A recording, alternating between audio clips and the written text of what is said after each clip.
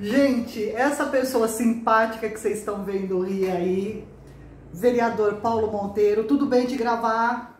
Tudo bem. Autoriza, vai pro YouTube, você vai ficar famoso. Tá tudo autorizado. Tá tudo autorizado, ok. Estamos aqui no gabinete dele, ele concedeu um pouquinho do tempo dele, que eu sei que a agenda é lotada.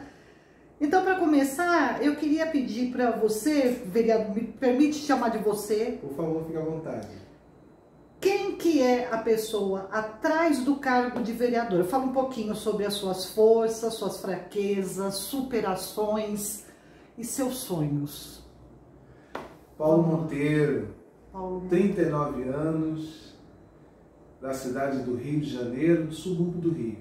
Fui criado, passei minha infância num bairro famoso, Abolição. Já ouviu falar? Não. Abolição. Próximo da onde? Abolição fica na zona norte do Rio de Janeiro, né? Entre ali Madureira, Tá. Pilares, Piedade, Meia. Meia, conhecido Meia. Cascadura. Então, a zona norte do Rio de Janeiro, ali eu passei minha infância, que foi maravilhosa. Eu não tenho pesadelos da minha infância, por incrível que pareça. Algumas pessoas, às vezes, até comentam que se pudesse corrigir alguma coisa da sua infância e adolescência, fariam. Eu já não tenho isso. Eu sou uma pessoa muito abençoada por Deus, porque a minha infância, eu tive tudo de bom. A infância. Tá. Então, eu tive uma boa família, morei razoavelmente bem, mesmo na zona norte do Rio de Janeiro, tive bons estudos, não morei com a minha mãe, nem com meus pais, eu morei com a minha tia e meu tio, porque na época a minha mãe não tinha uma condição financeira muito boa e, por sua vez, ela não tinha esse poder de nos educar. Quantos irmãos? Somos 3, parte de mãe. Tá. Mas na época, minha mãe muito nova, não me engano ela tinha uns 19 anos, e já vindo de uma família com outros irmãos, no caso minha mãe. Tá. E minha tia era a pessoa que mais tinha uma condição de vida melhor. E aí ela praticamente me adotou. Eu tinha 4 anos de idade, 4 para 5 anos de idade, e fui morar com a minha tia muito novo. Então eu tenho a referência de família por parte da minha tia e meu tio, que me criou. E ali a gente teve a nossa infância, o primário, né, que hoje acho que é outro nome. É primeiro grau, né? Eu também não sei, eu sou da época do primário também. Primário, as escolas. Eu dançava festa junina na escola, aquela coisa de criança, quando também as datas festivas nas escolas e os pais estão lá participando. Tudo isso eu tive, gente. Eu não tenho que reclamar da minha infância. Viajávamos muito. Como eu disse, minha tia e meu tio tinham uma condição bem elevada para a época e a gente viajava bastante. Então, a minha infância não tenho que reclamar. Eu comecei a ter problemas na entrada da minha adolescência. Tá, por quê? Porque eu coloquei na minha cabeça que eu queria voltar para a casa da minha mãe. Apesar de não ter nenhum... Que idade mais ou menos você tinha? 13 anos. Tá. Apesar de não ter nenhuma ideia de como era a casa da minha mãe, porque eu saí de lá muito novo, então eu não sabia. Mas, por conta de, às vezes, festa de família, eu ir para a casa lá dos meus primos e a família estava toda reunida, então eu falava assim, deve ser tão bom morar aqui, com essa festa toda. E eu era sozinho na casa da minha tia. E lá estavam os meus primos, a galera toda. Então, na festa era tudo festa. Era festa, E aí eu pensava, né, eu quero ir para lá. E aí eu ficava sempre perturbando a minha tia, falando, não, eu quero morar com a minha mãe, quero morar com a minha mãe. Isso, para minha tia, acredito que foi um baque muito grande. Era a revolta do adolescente, do adolescente, né? O aborrecente chegando, né? E para minha tia, eu acredito que foi um baque muito grande, porque ela não tinha filhos e ela me tratava como filho. Tá. Meu tio também. E aí eu falei, não, quero voltar para minha mãe, quero voltar para minha mãe, vou voltar para minha mãe, e ela não me prendeu. Ela simplesmente falou assim, você quer a escolha sua, vamos esperar você completar o seu ano letivo, e aí a gente corre para ver a matrícula da escola lá e tal. Isso. Mas estava no Rio ainda? No Rio de Janeiro, tá, só que tá. era um bairro de Rio de Janeiro, os bairros são distantes, sim. né? Então minha mãe morava em Campo Grande, que é a zona oeste, e eu morava na zona norte com a minha tia. Tá. Era distante, cerca de 2 horas de carro, de ônibus. E aí, o ano passou, eu fui morar com a minha mãe. Ali comecei as problemáticas, porque era uma outra realidade. Então eu já tinha o meu irmão do meio, minha mãe vivia sozinha e tinha ainda com dificuldade financeira para sustentar a família, e ela era sozinha, mãe solteira. Quando eu fui morar com a minha mãe, ela tinha um homem que morava com ela, o namorado, namorido, né? Namorido, tá. E aí eu sempre vi meu tio e minha tia, eu nunca tinha visto meu tio e minha tia brigarem. Tinha um relacionamento muito tranquilo até. Ou se eles brigavam, eles não faziam isso na minha frente. Tá. Então as discussões dele de repente eram longe de mim. Então eu não tinha essa referência. Mas quando eu fui para a casa da minha mãe, eu vi o oposto. Minha mãe e meu padrasto brigavam muito até a ponto de agressões físicas. Meu Deus. Isso era para mim muito ruim e eu me fechava cada vez mais. E aí eu estou diante de uma psicóloga.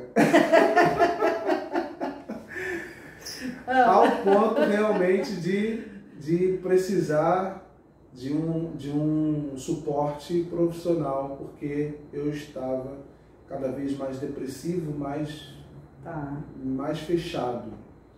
Eu parava pelos cantos e chorava, só chorava. Sim, sim. Isso ainda mais nessa fase, né? Então, foi a fase da adolescência, que foi muito conturbada para mim, a adolescência. Porque foi a virada de 180 graus. Tá. Eu saí de uma referência de família, onde eu tinha meu quarto, minha tia fazia tudo. Eu não sabia lavar uma louça.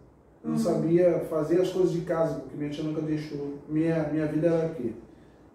Comer, ir para a escola, dormir e acordar no dia seguinte. Tá.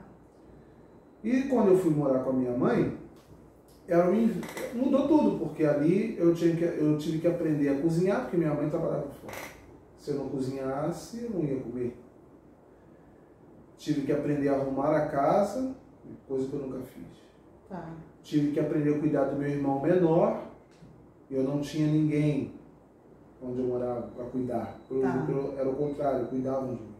Então tudo eu tive que aprender, e aprender na marra, na vivência, para sobreviver.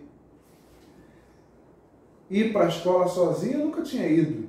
Ali eu fui para a escola sozinho e me perdi.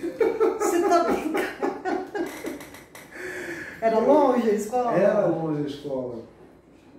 Mas tive tudo que aprender. Mas e aí, você se perdeu? Conta essa, agora eu quero saber. Então, aí eu me perdi e aí eu comecei a perguntar na rua, onde é a escola, onde é a escola, onde é a escola. Meu Deus! Mas onde entrou a minha problemática de vida da minha adolescência, justamente por conta disso. Eu via minha mãe e meu padrasto brigando muito, e até dessa forma de agressão física, que me machucou bastante. E eu, adolescente, não poderia fazer muita coisa. Então ali eu comecei a procurar ajuda. Na verdade, a primeira ajuda que eu obtive foi da minha própria tia, que me criou e falou, olha, tem que levar ele num profissional. Ele precisa de mais cuidados. E ali ninguém perguntava por que eu estava naquela situação daquele jeito. Simplesmente atribuiu o seguinte, ele está com problema. Eu acho que era uma época também que os pais não se atinham muito, né, esse tipo de coisa como é hoje em dia. Podemos dizer que sim, mas atribuíram o problema a mim. E de fato porque eu estava numa situação bem caótica, vamos botar assim, e muito jovem. Já tinha aproximadamente uns 14 para 15 anos. foi quando eu comecei a trabalhar. Com 14 para 15 anos eu arrumei o meu primeiro emprego de jovem aprendiz no mercado. No supermercado, eu saía de Campo Grande para trabalhar em Copacabana. Qual que é a distância? Eu não conheço o Rio, vai dar uma ideia só de... Como se fosse daqui para a zona sul de São Paulo, ali Vila Mariana. Daqui para Vila Mariana. Uns 80 quilômetros. Uns 50 quilômetros. 50 quilômetros. Tá. É. E isso eu percorria essa distância de ônibus. Então, 14 anos eu acordava 4h30 da manhã, pegava o ônibus aproximadamente às 5 para estar antes das 7 horas abrindo o mercado em Copacabana. Não me esqueço, porque marcou muito a minha vida, é a Rua Teixeira de Azevedo. Não, desculpa. Rua Teixeira de Azevedo é onde eu morei na abolição. Olha aí, vai lá. Rua Siqueira Campos, em Copacabana. Então eu saía de Campo Grande e ia trabalhar na Rua Siqueira Campos, em Copacabana, no Supermercado Mundial. Acho que está lá até hoje esse supermercado. Tá. E foi meu primeiro emprego. Eu empacotava compras. Tá. Pegava às 7 da manhã, saía às 13 horas, era meio expediente. Voltava tudo de novo, 2 horas de ônibus para Campo Grande. E aí, por sua vez, eu estudava à noite. Então, era essa a minha vida. Quase não tinha tempo para ficar em casa. Para viver, né? 14 anos. Tá. Foi muito bom. Porque eu saí daquela problemática de casa que eu estava e ali eu comecei a ter um pouquinho de norte. Porque eu estava me afundando. Eu comecei a ver pessoas novas, conversar com mais pessoas e ter uma autonomia na vida. Tá. Ali, acho que foi o momento crucial para uma salvação. Comecei na igreja. Na igreja eu conheci novas amizades, pessoas boas. Pode falar que igreja? Igreja Universal. Tá. E aí eu comecei na igreja, comecei a conhecer novas amizades, pessoas boas. Ali eu fui tendo mais um atendimento, além de um atendimento espiritual também, atendimento profissional da qual, por isso que eu cito a senhora, até porque eu tive esse atendimento. A igreja trabalha muito esse lado social. Na verdade, eu não sou psicóloga, eu sou psicoterapeuta. Existe uma diferença, mas... É mesmo. Depois a senhora explica isso para mim, que eu não consigo separar uma coisa da outra. E aí pronto. Ali o Paulo mudou. Aí já não estava mais ligado ao que estava acontecendo na minha casa, entendeu? Isso já não me machucava tanto, porque a escolha era dela. Se ela quisesse viver assim, o problema era dela. Certo. Não era falta de orientação nem de conselho de família. A tua mãe nessa época tinha mais ou menos que idade? Ela teve você com 19, é isso? 29 anos, 30. Tá. Por aí. Eu tinha 15, isso mesmo, 30 anos. Ela tinha uns 30 anos, a diferença é essa. E aí, não 30, 35. Diferença de 20 anos. Eu tinha 15. 15, isso. Ela tinha 35 anos. E aí eu comecei a igreja, comecei a trabalhar. E aí pronto, ali eu me achei. E comecei a andar, a caminhar com as próprias pernas. Mas você precisou desse suporte todo, né? Bastante. Tá. Tinha um sonho. A senhora comentou esse sonho. Sim. Sua força, sua fraqueza, superação, sonhos?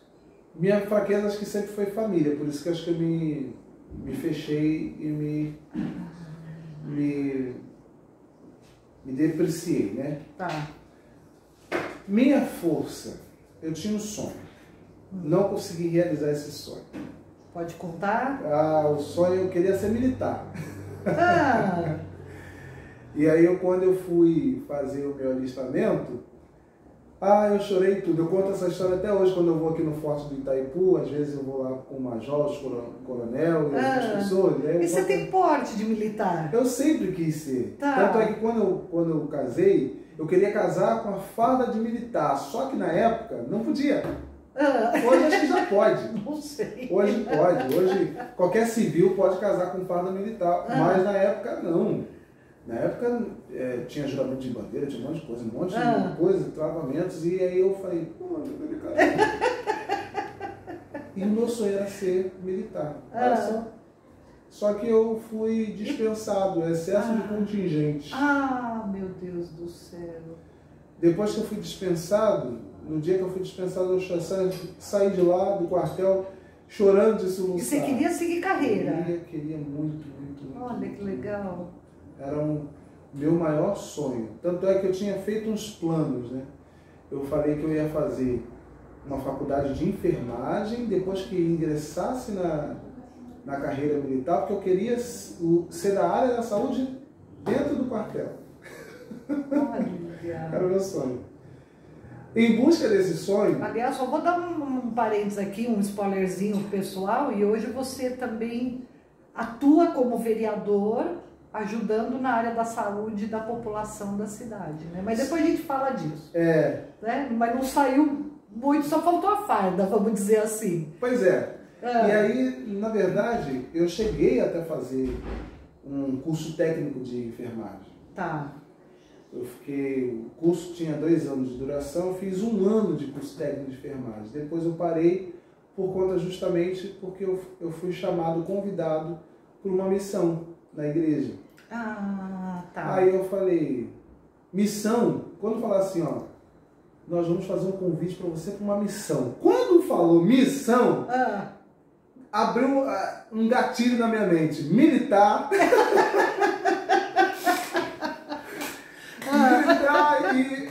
Mas faltou a farda. Só faltou a farda.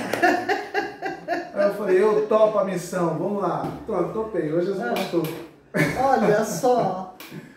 Quer dizer, uma história de superação, né? Há quanto tempo você saiu do Rio? Aqui na cidade eu tô há 4 anos. Então, como é que você saiu do Rio? Eu cheguei em São Paulo em 2019. Por isso que você ainda tem sotaque. E vou continuar tendo. Vou trabalhar, eu quero. E vou trabalhar para não perder meu sotaque. Eu já perdi um pouquinho, né, sabe? As pessoas e agora você está aqui na Praia Grande, é mesmo? Não falando pessoal que você está aqui na Praia Grande faz 4 anos. 4 anos. Eu cheguei aqui em 2019, finalzinho de janeiro para fevereiro. E como que você ingressou na política? Como que você se tornou um vereador? Aí é uma história bem longa também, hein? Vamos dividir em capítulos, não tem problema, não tem problema. Vamos fazer o seguinte, vamos encerrar aqui esse vídeo, que aí eu vou dizer pro pessoal sobre a história de superação do vereador Paulo, e depois o pessoal vai ver a história do como iniciou o vereador. Pronto. Tá ok? Tá certo. Pessoal, aguarda aí que depois vai ter mais vídeo com esse nosso vereador. Ou uma simpatia.